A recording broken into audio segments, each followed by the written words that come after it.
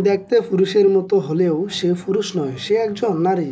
হ্যাঁ, সে একজন নারী। নাম তার ফাতেমা।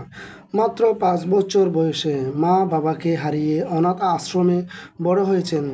কিন্তু জীবনের নিষ্ঠুরতার ওখানেই থেমে থাকেনি। একদিন ফাতেমা পালিয়ে যায় সেই অনাথ আশ্রম থেকে।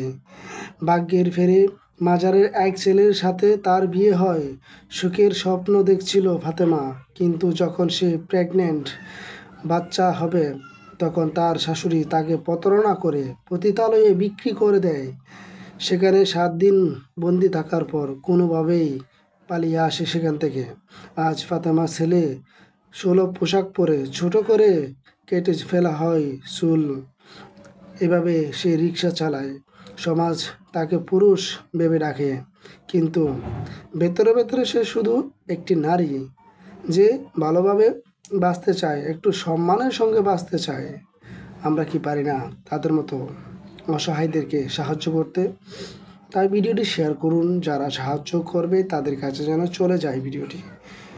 বেশি বেশি করে শেয়ার করুন, আর আমাদের পেজটা ফলো দিয়ে রাখুন, আর আমাদের চ্যানেলটি সাবস্ক্রাইব করুন। আসসালামু আলাইকুম ওয়া রাহমাতুল্লাহি ওয়া বারাকাতুহু।